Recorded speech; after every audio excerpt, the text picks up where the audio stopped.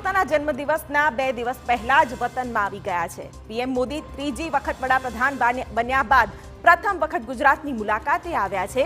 આ મુલાકાત એટલા માટે પણ મહત્વની છે કેમ કે રાજ્યમાં પૂરની સ્થિતિ અને વડોદરામાં જનતાના રોષને લઈને વડાપ્રધાન રાજભવનમાં જ્યારે બેઠક કરશે ત્યારે આ મુદ્દે અધિકારીઓના ક્લાસ લઈ શકે છે। આપણે એ પણ કહી દઈએ કે પીએમ નરેન્દ્ર મોદી આજથી 3 દિવસના ગુજરાતના પ્રવાસે છે। પીએમ મોદી થોડીવારમાં અમદાવાદ પહોંચશે। સીએમ ભૂપેન્દ્ર પટેલ, મંત્રી જગદીશ પંચાલ પીએમ મોદીનું સ્વાગત કરશે। અમદાવાદથી વડસર એરફોર્સ સ્ટેશન જઈ નવા ઓપરેશન કોમ્પ્લેક્સનું પણ ઉદ્ઘાટન કરશે। તો વડસર એરફોર્સ સ્ટેશનથી મોદી રાજભવન જશે। સાંજે 6 વાગ્યે સોમનાથ ટ્રસ્ટની 123મી વાર્ષિક બેઠકની અધ્યક્ષતા કરશે।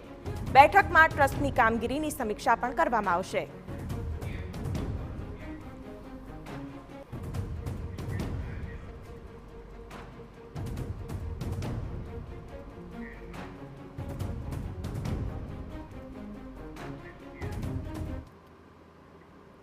તો વડાપ્રધાન નરેન્દ્ર મોદીના કાર્યક્રમો વિશે વધુ વાત કરી રહ્યા છે અમારા સંવાદદાતા કિંજલ મિશ્રા।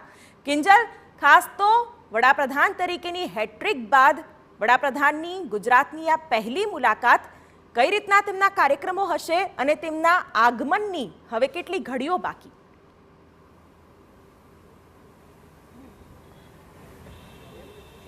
જી બિલકુલ શિવાની, સરકારની વાત કરવામાં આવે, સંગઠનની વાત કરવામાં આવે કે વહીવટી તંત્રની વાત કરવામાં આવે, ત્રણેય પરિપ્રેક્ષમાં વડાપ્રધાનની આ જે મુલાકાત છે તે ખૂબ જ સૂચક, ખૂબ જ મહત્વની માનવામાં આવી રહી છે।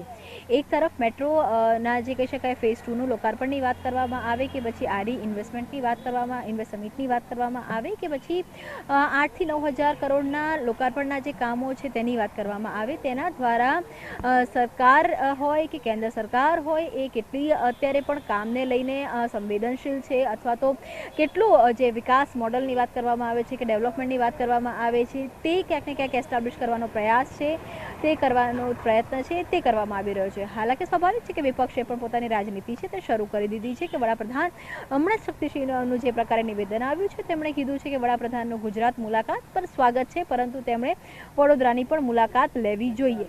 આપ જુઓ કે જે ક્રમ છે કે ગઈકાલ સુધી કેન્દ્રની જે ટીમ હતી તે ગુજરાતની મુલાકાતે હતી, એ ચાહે વડોદરા હતું કે સુરત, માફ કરશો કચ્છ હતી કે ભરૂચ કે એ તમામ જગ્યાઓ કે જ્યાં પાણી ભરાઈ ગયા હતા તેની મુલાકાત લીધી અને એક જે રિપોર્ટ છે તે તૈયાર કર્યો છે।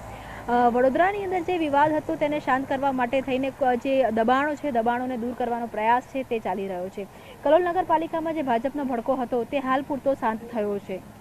શિક્ષકોની જે પેનડાઉનનું આંદોલન હતું તેને ગઈકાલે અત્યાર માટે સ્થગિત રાખવાની પણ જાહેરાત છે તે કરવામાં આવી છે। અને સ્વાભાવિક છે કે ગુજરાતની જ્યારે વડાપ્રધાન નરેન્દ્ર મોદી ગુજરાત આવતા હોય છે, ગુજરાત તેમની કર્મભૂમિ રહી છે, ગુજરાત તેમની જન્મભૂમિ રહી છે અને ગુજરાત સાથે એમનો એક નાતો છે।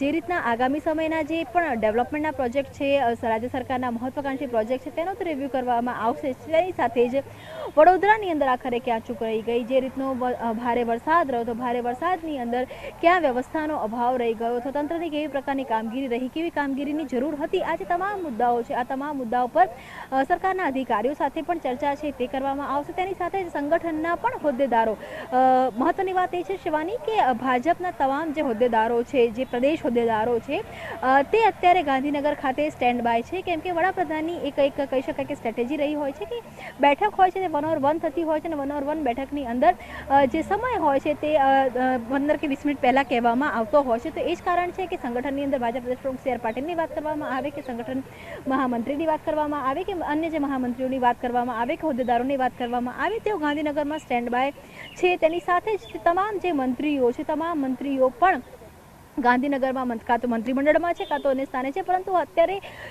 આગામી 48 કલાક સુધી જે ભાજપના નેતા છે કે થિંક ટેન્ક છે તે અત્યારે હવે હેડક્વાર્ટર છોડવાના નથી।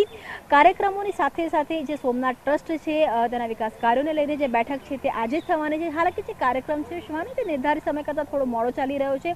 માનવામાં એવું આવી રહ્યું છે કે જો વડસરના કાર્યક્રમમાં હાજરી ન આપે કેમ કે ખાનગી કાર્યક્રમ છે, વડસરના કાર્યક્રમ પોસ્ટપોન થાય તો 7 વાગ્યાની આસપાસ સોમનાથ ટ્રસ્ટની જે બેઠક છે તે શરૂ થઈ શકે છે અને બેઠક લગભગ પૂર્ણ થતાં 8:30નો સમય થાય અને ત્યારબાદ રાત્રિના સમયની અંદર કેટલાક જે અધિકારીઓ છે તેમની સાથે વાતચીત છે તે થઈ શકે છે.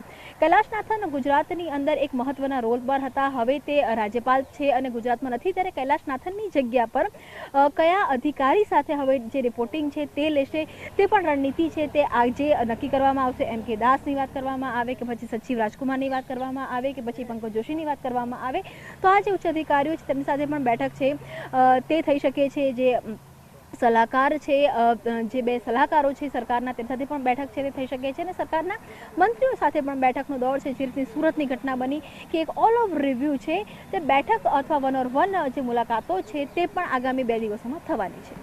કિંજલ, આગળ પણ આપની પાસેથી અપડેટ મેળવતા રહીશું. તો જે રીતે મારા સંવાદદાતા જણાવી રહ્યા છે કે વડાપ્રધાનના આગમનમાં પણ ક્યાંક મોડું થઈ રહ્યું છે, કાર્યક્રમોની રૂપરેખા હવે કઈ રીતની હશે તે પણ જોવું રહ્યું. જો કે વડાપ્રધાન નરેન્દ્ર મોદી જ્યારે ગુજરાતમાં આવતા હોય છે ત્યારે તેમની મુલાકાત ખૂબ જ સૂચક રહેતી હોય છે અને તેની વચ્ચે જ્યારે વડાપ્રધાન ત્રીજી વાર બન્યા ત્યાર પછી ગુજરાતની આ પહેલી મુલાકાત અને ત્યારબાદ અધિકારીઓ સાથેની પણ બેઠક મહત્વપૂર્ણ બની રહેશે.